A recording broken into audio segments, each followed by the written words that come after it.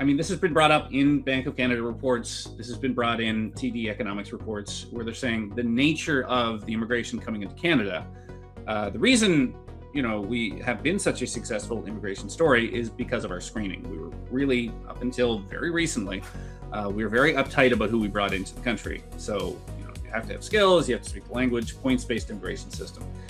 But 2021, that's all completely out the window. Well, the news Canadian youth unemployment numbers are sending some mixed signals. And of course, in light of 99,000 new full-time jobs, it seems that our youth employment is down at an abysmal rate. And to talk to us more about that, the guy who wrote Don't Be Canada, How One Country Did Everything Wrong, Tristin Hopper. And by the way, don't expect a tip. Here's Tristin Hopper. How's it going, man? Good. Thank you for having me back on your podcast. Well, delighted. How's the book going?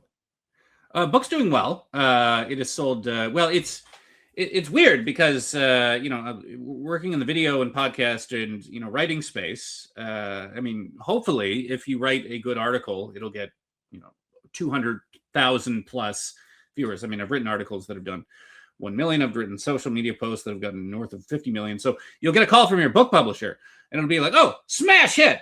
Amazing sales." And I'll say, "Well, how many were sold?" And they'll say, "Well, more than 5,000." So, which sounds like a criminally low number, but I guess it's different levels of someone's buying it, they're picking it up, they're reading it, they're sharing it with their friends.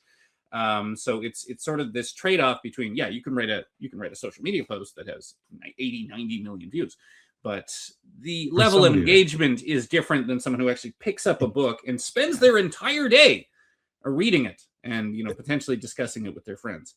So you're trading mass appeal for very dedicated appeal. Yeah, no, and I commend you for noting that, because and by the way, the publishers are excited because 5,000 now means they extrapolate that into 100,000 over time. I'm sure that's their math methodology, but you're right. For somebody to actually engage and go through your entire thought process on a book, well, that's a real fan base. So, well, congratulations on that. I love your take on Canada on the whole, because you point out some stuff that many of us kind of think isn't obvious, but it seems to be missed by traditional media by and large, and missed sometimes by our own governments and ourselves. But this one is hard to miss. As I pointed out, just as we started here, 99,000 full-time jobs, and still we're at 14% unemployment among youth in Canada.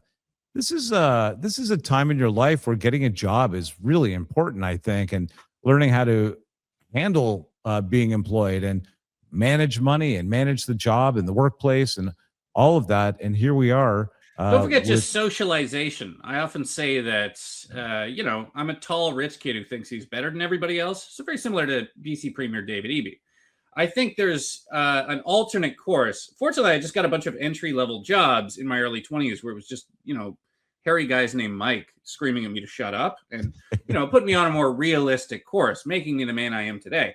If that had not existed, it's very possible I could be, gluing myself to a highway somewhere. Just culturally, a population of kids that are, working at, age 16 forward, I think that makes for a healthier population. But yes, I mean, you speak to anybody, the next time you're around someone under the age of 25 and you're looking for a conversation starter, ask them how impossible it is to find a job, because this is pretty uniform. This is just, summer opens up. Either they're an undergraduate or they're a high school student and I'm going to make some money. And just dozens and dozens of resumes, wholly different from when I was a kid. When in the 1990s, I live in a tourist town, you could find something. Most people who could find a job could find something. And the consensus, which is backed up by the data, so unemployment is, as your viewers probably know, unemployment means you're trying to get a job, but you can't get one. And then often what you'll have is you'll just have teenagers just exiting the job market and saying, well, I'm not going to find a job. Screw this. Yeah, I'll just take up more debt or whatever. So even with lots of teenagers becoming disillusioned and under 20s becoming disillusioned and exiting the job market, something that usually brings the unemployment rate down, we still have record high unemployment. So it's one of many things when I'm trying to explain Canada to non-Canadians or people who who are confused by the way we run ourselves. I'll often say, well, the impacts of our policies are very disparate. So someone who thinks Carney is doing a great job, and if you're on the front lines and you can see the problems, you can see the decline, you can see the various things that need to be fixed in Canada, it can seem baffling that we have a prime minister pursuing all these, and he still has an approval rating in 60% plus. And I asked them to consider there are large swaths of this country that never have to see the things that you're seeing. They don't go downtown, so they don't see the tent cities. They're retired. All they've seen is their real estate values are going up as a result of a dysfunctional economy. They're not the ones looking for entry-level jobs. So you'll actually see these employment reports, and it'll be among the 50-plus set. Unemployment is going down as it skyrockets for youth. So what younger people are experiencing is just a complete 180 from what older people are experiencing in Canada in a way that's never really existed before. Well, Tristan, you pointed it out. When we were kids, I mean, I had 2 summer jobs.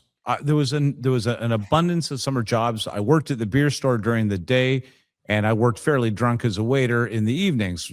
It's neither here nor there. But I was a painter and a waiter. Yeah, there was a plentitude of availability come summertime, and employers knew that there was going to be these students available. They planned work accordingly. They planned scheduling accordingly. It offset tourism potentially. Now, you just said something that tweaked me. I was like, yeah, these are entry-level positions. We used to call them summer jobs, summer employment positions, student employment. Now we call them entry-level jobs. Yeah. Well, I guess I'm using the term to just mean low-skilled jobs. I'll be honest with you, Tristan, it comes up in the stats defined that way. Interesting. So now we're looking at, if you look at it statistically, and I guess I come off like a real math brain to everybody, but even to a layman like me, statistically speaking, those jobs have been amalgamated now. What was an entry-level job and a summer job are now all in the same silo. Yes. So in terms of why this is happening, I'm sure everybody's just screaming at, whatever device they use to get their podcast. They're yelling at it right now and saying, well, many devices. Yeah. It's driven by immigration. And everybody has had this thought. You're like, okay, the youth can't get jobs. The last 5 fast food places I've gone to, seem to be a recent immigrant behind the counter. This seems to be driven by immigration. Now, sometimes, you can get that sense and, maybe it's not backed up by the numbers or whatever. But in this case, there's any number of serious-minded economists, whether it's CIBC reports or TD reports, and they'll just say, well, look at the stats. Canada's always had, well, not always, but ever since the Harper era, there's been sort of a low level of temporary foreign workers come in. The temporary foreign worker program was devised as a result of, you had crazy oil booms in Alberta. Anybody who can, open both eyes and sometimes even not, was able to get a job in the oil sands, starting at $25 an hour. So in that situation, you basically have like A&Ws and marshals and whatever mall type positions. Nobody could find work under any circumstances whatsoever. So you essentially had them petitioning the federal government to say, well, can we bring in, a student? They're here for 6 months. They make a higher wage. They send it home. Go back to it's something that's happened in Canada for 400 years. You used to bring Scots in. They'd work entry level bookkeeping at the HBC fort, and then they'd go back to Scotland with their earnings. So this is where it started. And then you saw a massive explosion, not just of the temporary foreign worker program. That's the one that gets all the heat. That's the one everybody hates. But if you look at the charts, it's like temporary migration, and then right around 2021, massive spike. Right. So 1 million people per year over the course of 3 years, the highest surge in immigration, certainly among any developed countries in that time period. So even compared to all the other Western countries that kind of have migration issues, Canada was well beyond them in terms of raw percentage. I mean, there was years, I think it was 2022, where in terms of migration, Canada matched the United States. I mean, person per person, and we're Wow. 1/10 the population of Yeah. the United States. So you just had this massive surge of low-skilled migrants coming in, not only through TFWs, but also through foreign students was another big one. So just massively expanded the visas, and then if you're a foreign student, you can get a job while you're here.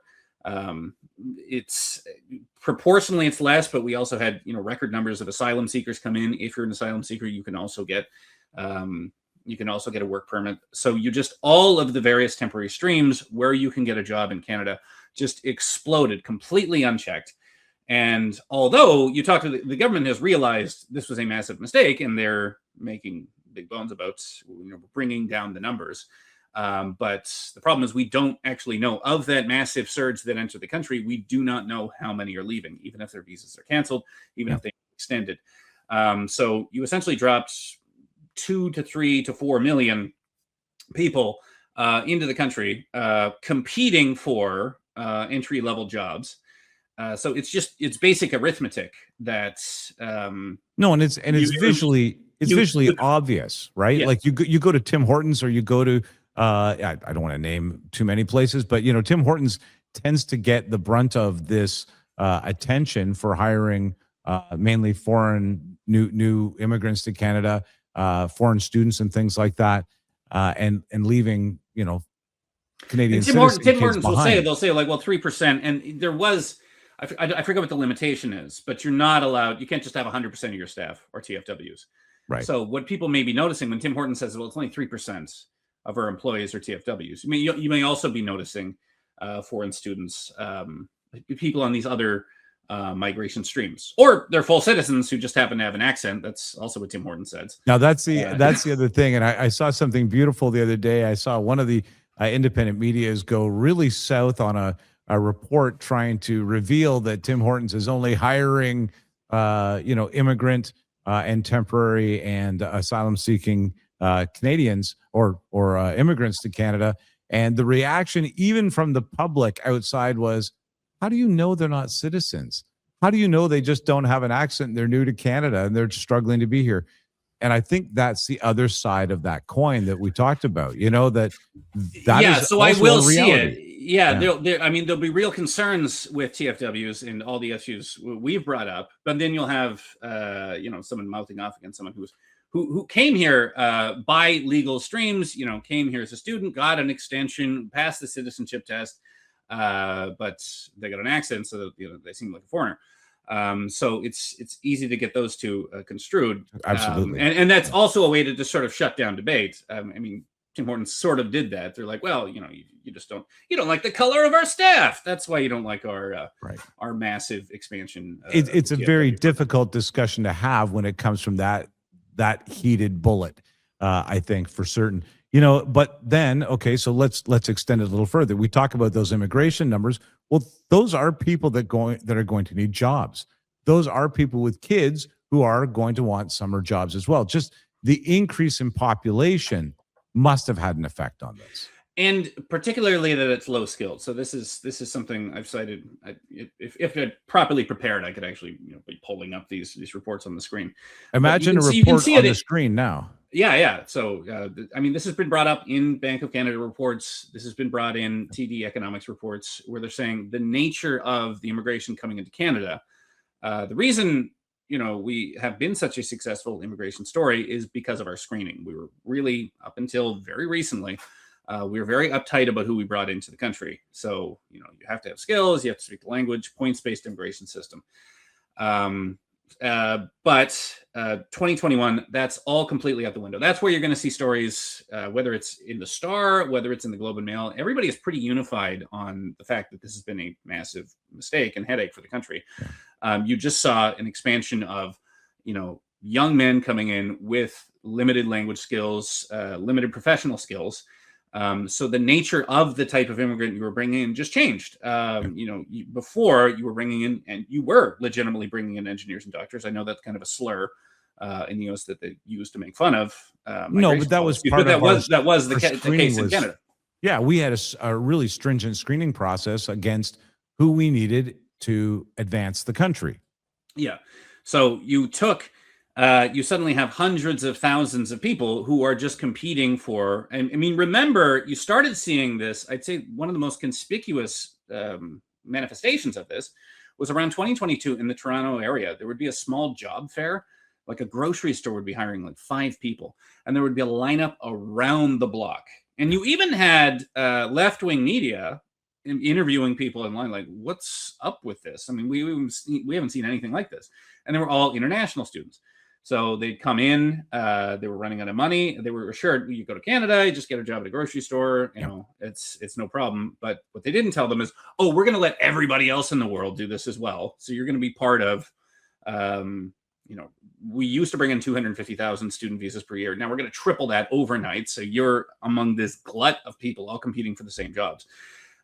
So you saw pretty noticeably as early as 2022 that a job that used to just be filled by teens looking for summer work, suddenly there's hundreds of people who need that to live, to continue their studies in Canada. So, and also from an employer perspective, if there's been sort of a change of public opinion on the TFW program, I would credit, and we don't know who this person is. There was like one programmer who set up, I think, LMIA scams. So obviously they're a scam, but to get a temporary foreign worker, you have to take a labor market impact assessment.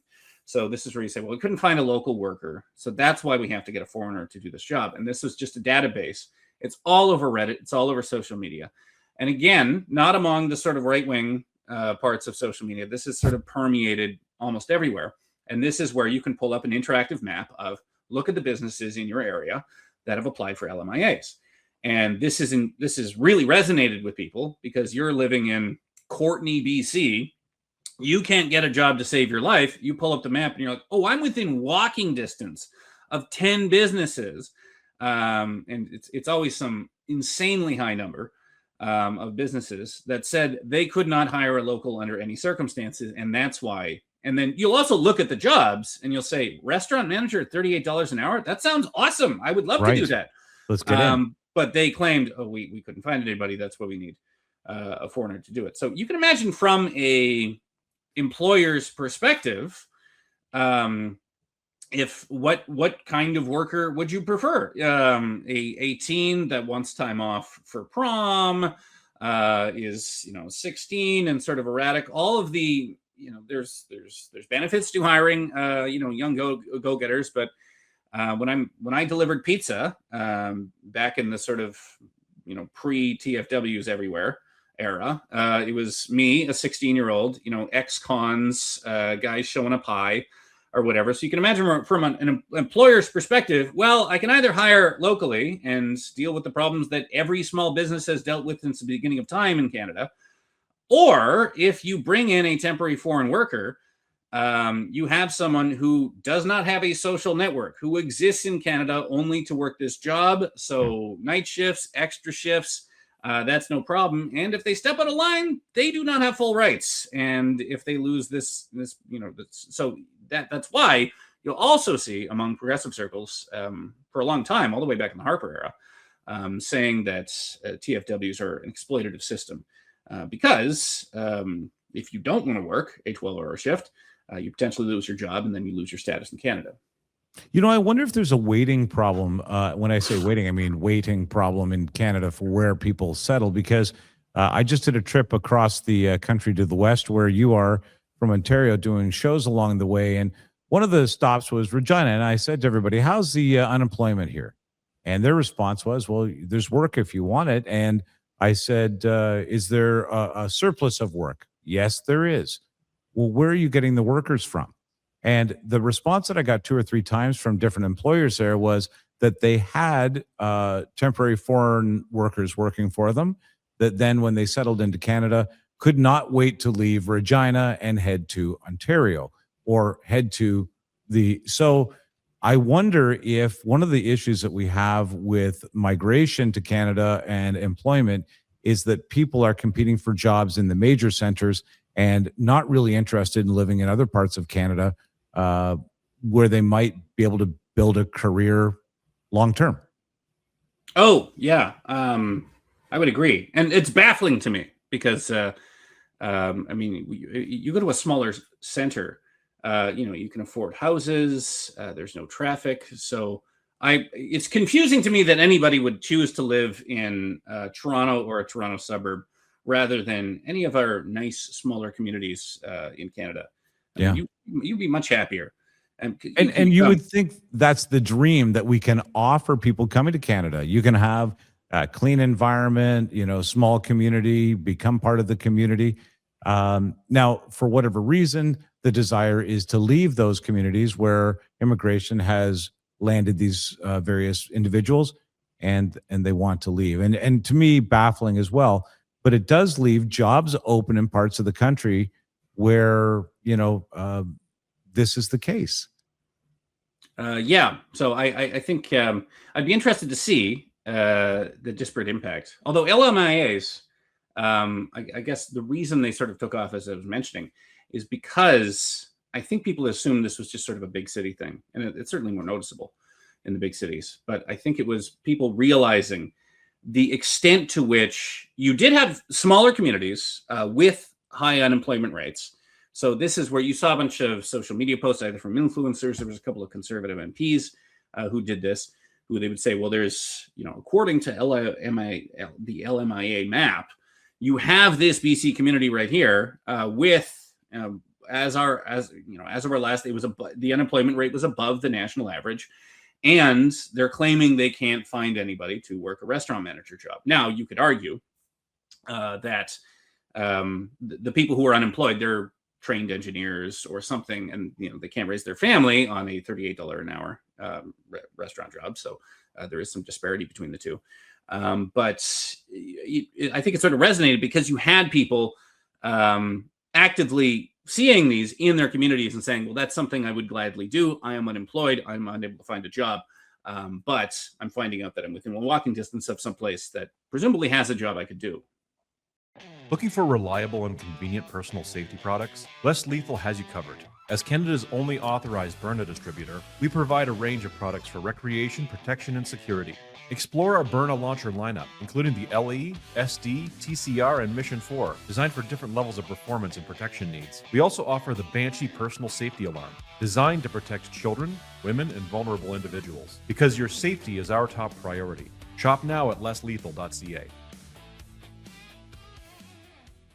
Maybe let's just talk about the impact on youth. Like we did touch on it, but I do think that there is this is a big deal, for youth. Oh yeah, I mean this is well, there's a few things this is bad for. So if you have youth who are chronically unemployed in their prime years, I mean there's studies, but before he became king.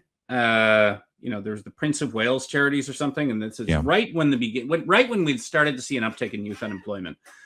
So this large report comes out with stock images of et cetera, and they're saying in this report, well, if you have someone who's chronically underemployed or unemployed from the ages of 17 to 21, I mean, there's sort of a learning loss there that follows them throughout the rest of their professional career. Because as we mentioned, we were reminiscing about our own jobs, whether in the restaurant sector, having a hairy guy named Mike screaming at you to shut up and, get something done on time, to mop it up. There's several tons of impacted shit flooding into the dining room that needs to be dealt with in the next 30 seconds or you're fired. These are very good life lessons to be taught to someone in their late teens or early 20s. Now, if you have an entire generation that is being denied those lessons, that's going to have consequences for the rest of their career. And you also risk a brain drain. So someone who is ambitious, wants to be making money, wants to be getting out there. If there's there's a poll I remember, this is about a year ago. So this is right at the height of elbows up. Screw the US. I'm flying. I don't know how a flag works, but I'm going to try and fly it.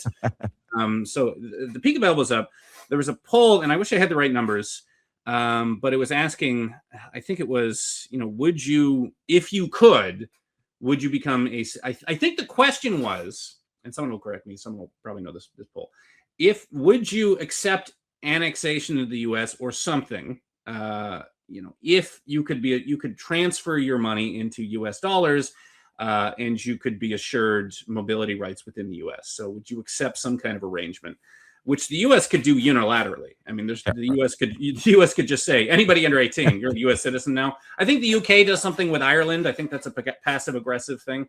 If you're Irish, you can just automatically work in the UK, because maybe I'm making this up. This is no, I do believe that is correct. And I think like, well, you never left, so you can come back whenever you want, Ireland. The Americans could do something like that. In this particular poll, everyone said that's outrageous. No, we would never accept any kind of union with the United States. And I think it was, if not majority support, plurality support among the younger set.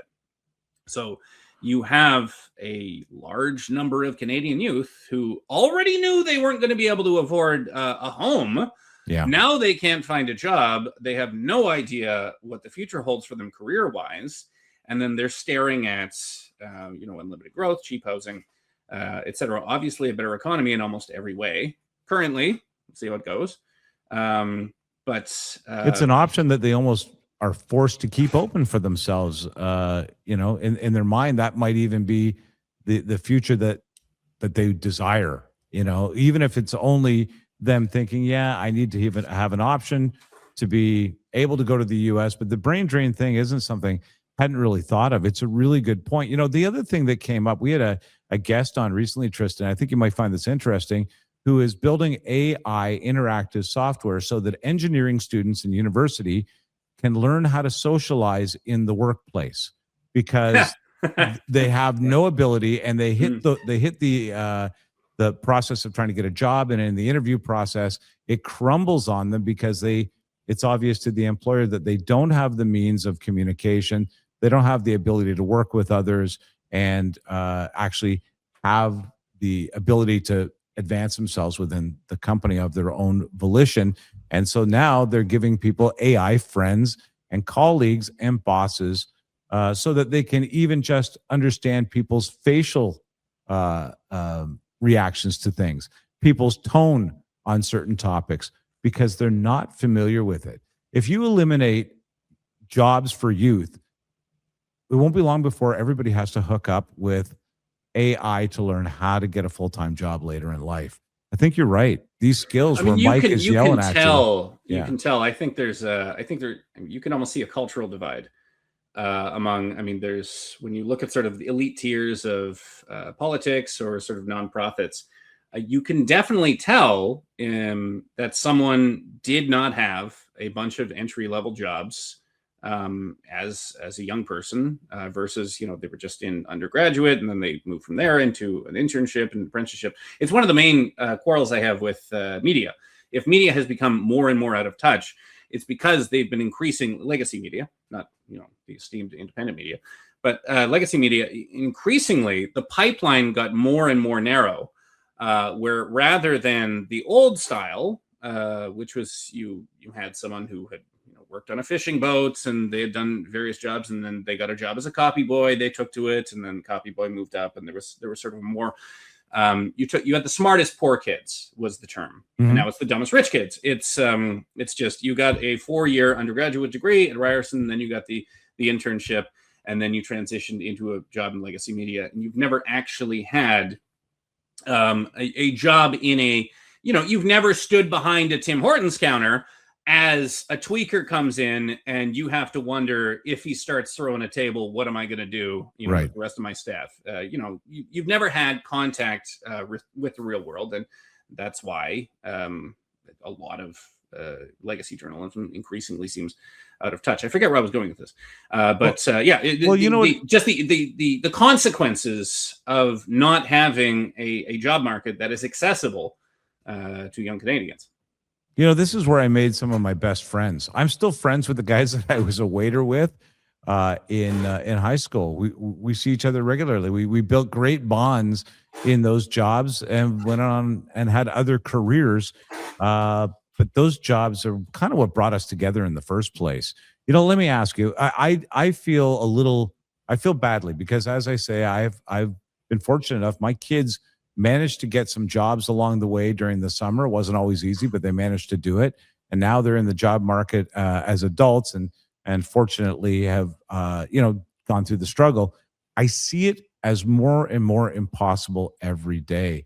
What do you think, Tristan? Where do we go with this? And do you think there's any solution that anybody's talking about? I'm certainly not hearing any great ideas. I think, yeah, you just got to get, unfortunately, it's, if I just said, well, you just have to fix the giant bulge of temporary immigration that was set into. That's why immigration, it's weird how we don't pay, and this is kind of true across most Western countries. It's just treated as another file of government. I think it's because it was managed so well for so long. You're like, the government's not going to screw up immigration, but immigration, you can screw up the country for years very quickly without anybody noticing. I mean, you can screw up the screening for one visa, and then suddenly you've let in an entire criminal gang, and now the Bishnoi gang is holding up everyone across the country. Right. And, 5 bureaucrats screwing up, some particular thing has now unleashed an entire criminal gang across multiple time zones. So I think the federal government, I don't think they're doing nearly enough because we just don't have the figures on it, but they've realized everything from housing to unemployment. I mean, again, it's just a simple arithmetic problem. If you pack in 3 million people overnight, it's going to distort many markets, be that the market, the healthcare access, be that housing. So we've already seen, even with just this small reduction, just the fact that we didn't have any population growth last year, which isn't as much of a success as it should seem, because we had the highest population growth in our entire history for the years preceding that. Even just that milestone, I mean, you immediately saw rents start to go down. Exactly. So yeah, just tighter controls on just an endless supply of temporary migrants coming in is going to have pretty immediate impacts, as it has done with housing, as it has done with rent, in terms of these entry-level positions. But yeah, I hope that the entry. Trust me, the last thing I want is for somebody to be unable to feed their family, in need of an entry-level position to augment or do that. But I do think it's important that our youth is employed.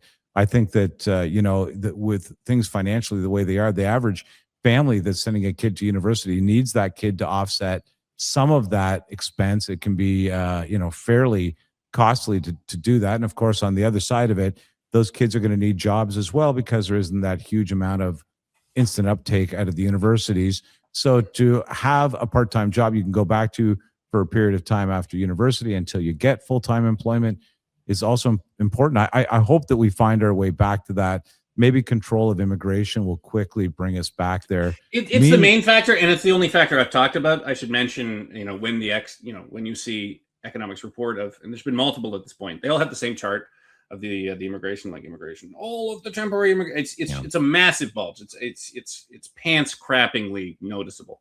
Yeah. When you see this type of bulge, but they'll also point out, the economy is being affected by tariffs. They'll also say, well, there's AI, maybe a bunch of jobs that used to be done by some 18-year-old drone can now be done by a computer. So they'll mention there's other factors. So I'm just mentioning immigration because it's the most conspicuous and obvious factor. Yeah, but and I it's think like with housing. So yeah, you can focus on the obvious factor, but then there'll be something. There'll be a bunch of tertiary contributors as well. Obviously, even in periods of very, very low immigration in Canada, you did have high youth unemployment. So I think we're highest since the 90s in terms of youth unemployment, and immigration was much lower in the 1990s. If anybody remembers, I believe it was also a problem in the early 1980s, late 1970s. Everybody forgets about Pierre Trudeau. He got immigration way down. Like century lows, 10,000 permanent immigrants per year, almost no temporary migrants some years. And so these problems can still exist, but it's fair and not racist to notice that 3 million people brought in almost overnight, all of them requiring temporary work, is going to mean you're going to have a lot of youth who otherwise would have done that job who are not doing that job now. Yeah, no, and I think the tertiary effects of it, I accept as well, and I think that they've always been there to some degree, AI being the exception to that, although there's always been some technology replacing people's jobs. I do think that it is tough for people to especially in the media, to come out there and say, no, immigration was a real problem for our youth and finding jobs, but it's an obvious one in many ways. So, I'm glad to talk to somebody else about it. I hate to be in an echo chamber sounding like a grumpy old guy worried about kids getting jobs. But the truth is, I think it's really important that we keep our youth employed. And like you, I think it's time for the government to kind of focus on that a little bit. And maybe, I don't know, maybe we even put them to work on a major project out there if we can get one of those actually happening.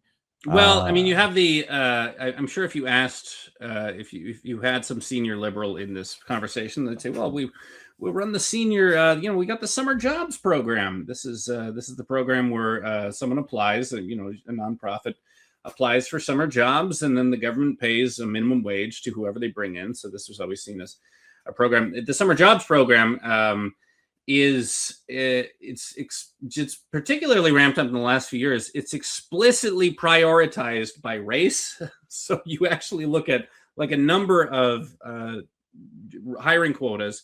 You certainly see it in academia, where you'll have listed academic positions only open to these particular groups. So this year's summer jobs program says, well, we're prioritizing Black and Indigenous, and then quite explicitly, it used to be 5 years ago, the language used to be, these are open for all. If do not feel there's a barrier, we're an equal opportunity employer. And now it's, we are prioritizing Black and Indigenous, and then women and trans, and then it sounds like some right-wing fever dream that I'm just making this up. This is the language. Try applying. Well, it's too late for summer jobs program. So try and imagine an 18-year-old who was growing up in Canada. They were not able to go to school for 2-3 years between the ages of 12 and 15. Yeah. They couldn't go to their grad ceremony because some pro-Palestine group took it over and was screaming at them as they were trying to accept their diploma. They can't find a job now. They apply for the summer jobs program, and then they can't get in because they're not the right color for the government's hiring specifications. So, I mean, if you're looking, and you probably brought it up on this podcast, one of the weirdest things about Canada right now is how our youth are more conservative than our old people. And this has been shown across multiple polls. Just a poll came out today showing the rise of the BC Conservatives here in BC. Mm-hmm. And when that's stratified by age, outsized support among the under 30 set. And then all the old people are like, no, NDP forever. It's great. So this has never happened before. That you would have at the exceedingly boring conservative convention, exceedingly boring. There was a huge youth contingency there that was well informed, tired of, and by the way, a wide array of ethnicity, and within the age group of, let's say, 14 to 18. They were there in fairly significant numbers, well-informed and ready to back a more conservative approach, even from a party perspective. So it is creating, interesting. I think it's creating a more serious-minded, just compare it to me, graduated in 2005. So endless jobs forever. I can get multiple summer jobs. I'm fired because I show up hungover to one. I just get another one. I can, if I run out of money, I can just go to the oil sands, and I can get a job at a Burger King, earning $30 an hour flipping burgers. So if millennials seem to be a very unserious generation, I would counter that the opposite is happening now. I think the 18-year-old and 19-year-old that is coming of age now in Canada is now realizing, a lot of these things can't be taken for granted. Prosperity is difficult. We actually have to consider these larger factors. So I think they're being forced to grapple with adult questions at a much earlier age because name your economic problem. It is hammering the younger people hardest and fastest. Problems that are almost completely invisible to many demographics, particularly over the age of 55. There's just a completely different Canada that is being experienced for young people. Youth unemployment just being the latest and most conspicuous iteration of that. At 56, I can tell you that it just kind of breaks my heart because so much changed so fast in this regard. And like I say, even from the time that my kids were looking for jobs, it just feels like a very different scenario. And you're right. I think kids have to be concerned, even though they don't want to be. Youth have to be concerned with what happens next for them way more than we did. And yes, I was fired at least once for showing up hungover. Look, Tristan, I really appreciate your time on this. I'm going to encourage anybody who doesn't have a job this summer to send your resume to Tristin Hopper, and he'll consider it right away. I am looking for an unpaid intern I've got a bunch of airplane models at me. So I won't teach you about writing, but I can just exploit you in some way. You know what? So it's osmosis. Make the youth unemployment crisis work for you. Me. Tristan, thanks so much. Don't forget, the book is Don't Be Canada, How One Country Did Everything Wrong. Tristin Hopper, you're lots of fun on tough topics, and I appreciate that. Thanks, man. Thank you.